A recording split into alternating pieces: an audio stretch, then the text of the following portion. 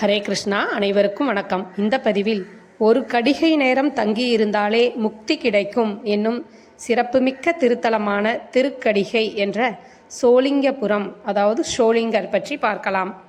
வண்டுகளின் கூட்டம் திரண்டிருக்கிற பரந்த சோலைகளை உடையதான அழகியதான அனுபவிக்கக்கூடியதான திருக்கடிகை குன்றும் என்று பேயாழ்வார் பாடியுள்ள இத்திருத்தலம் திருக்கடிகை ஆகும்.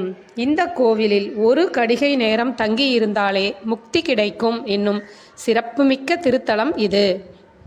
பழைய பெயர் கொண்ட கொண்டபாளையம். இங்கே 2 மலைகள் தனித்த நிலையில் நிற்கின்றன. அவைகளில் ஒன்று பெரியது, மற்றொன்று சிறியது. இந்த பெரிய மலையில்தான் யோக நரசிம்ம சுவாமி எழுந்தருளியிருக்கிறார்.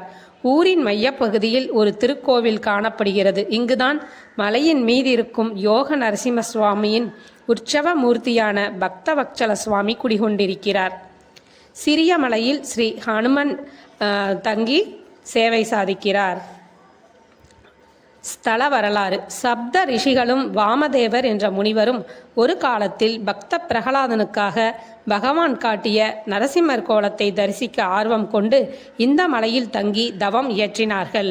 அவர்கள் இந்த மலையை தேர்ந்தெடுத்ததற்கு ஒரு முக்கிய காரணம் இருந்தது.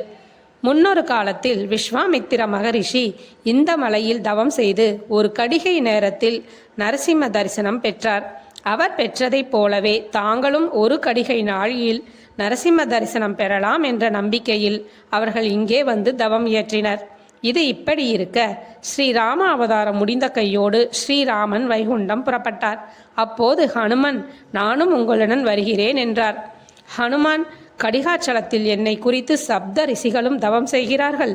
அவர்களுக்கு அசுரர்களினால் துன்பம் வரும்போது அவற்றை போக்கிவிட்டு அதற்கு பிறகு நீ வைகுண்டம் வா என்று ஹனுமனிடம் சொல்லிவிட்டு போனார் ஸ்ரீராமபிரான். ஸ்ரீராமபிரானின் கட்டளையை சிறமேற்கொண்டு ஹனுமன் கடிகாச்சலத்துக்கு வந்து சேர்ந்தார்.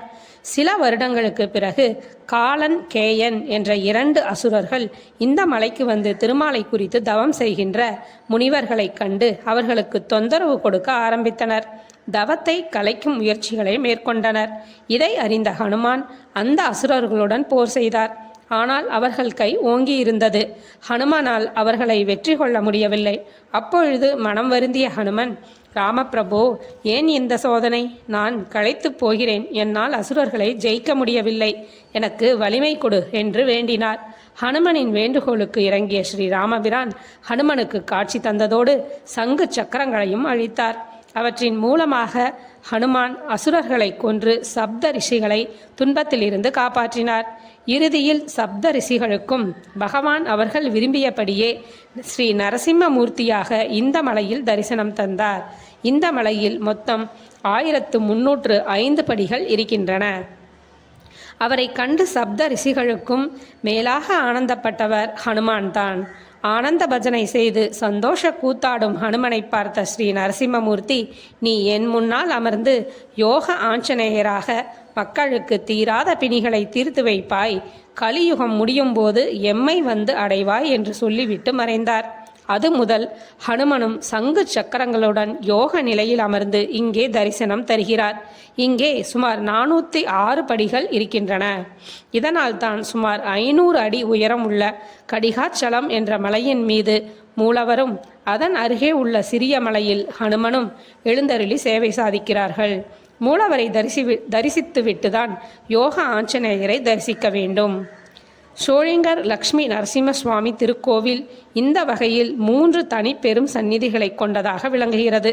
திருமலை பெரியமலை, அருள்மிகு அமிர்தவல்லி தாயார் உடனுரை அருள்மிகு யோக நரசிம்ம சுவாமி எழுந்தருளி இருக்கின்ற மலைக்கோவில் இது. சிறியமலை கடிகாச்சலம் யோக ஹனுமான், ஸ்ரீ ரங்கராமர், ஸ்ரீ ரங்கநாதர் ஆகிய எம்பெருமான்கள் எழுந்தருளி உள்ள மலைக்கோவில். ஊரில் உள்ள திருக்கோவில் பக்தவத்சல பெருமாள், ஆதிகேசவ பெருமாள் ஆகியோர் எழுந்தருளி இருப்பது. இங்குதான் திருவிழாக்கள், பிரம்மோற்சவம், தெப்போற்சவம் ஆகியவை நடைபெறுகின்றன. இதன் சிறப்புகள். தொட்டாச்சாரியார் என்ற ஆச்சாரிய புருஷர் இந்த தலத்தில் பிறந்தவர். அவர் ஒவ்வொரு வருடமும் கருட சேவை அன்று காஞ்சிபுரத்துக்கு நடந்து சென்று திருமாலை சேவித்து வந்தார். ஒரு வருடம் அவருக்கு உடல்நிலை சரியில்லாமல் போய்விட்டது. காஞ்சிக்கு நடந்து செல்ல முடியாத நிலையில் தக்கான் குளத்தின் கரையில் உட்கார்ந்து கருட சேவையை பார்த்து ஆனந்தப்பட முடியவில்லையே என்று வருந்தி கண்ணீர் விட்டு அழுது கொண்டிருந்தார். இவரது பக்தியை மெச்சிய கச்சிவரதன் அதே இடத்தில் இவருக்கு கருட வாகனத்தில் தரிசனம் கொடுத்தார்.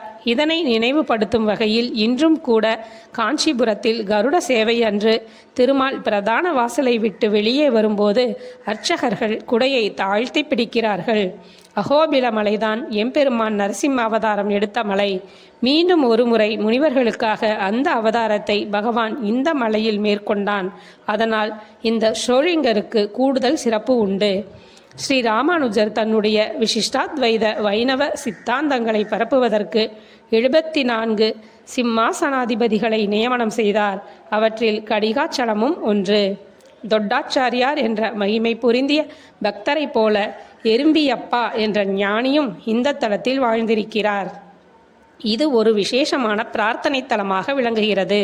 பேய், பிசாசு, காற்றுக்கருப்பு ஆகியவற்றினால் பாதிக்கப்பட்டவர்கள் இந்த தலத்துக்கு வந்து பிரதி தினமும் தக்கான் குளத்தில் நீராடி மலை மீது ஏறி சென்று ஹனுமனையும் ஸ்ரீ நரசிம்மரையும் வழிபடுகிறார்கள்.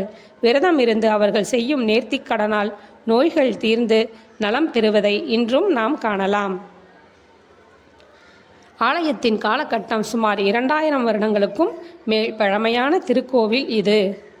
அரக்கோணத்திலிருந்து சுமார் 25 கிலோமீட்டர் தூரத்தில் உள்ளது ஷோலிங்கர். நன்றி. ஹரே கிருஷ்ணா. சர்வம் ஸ்ரீ கிருஷ்ணார்ப்பணம்.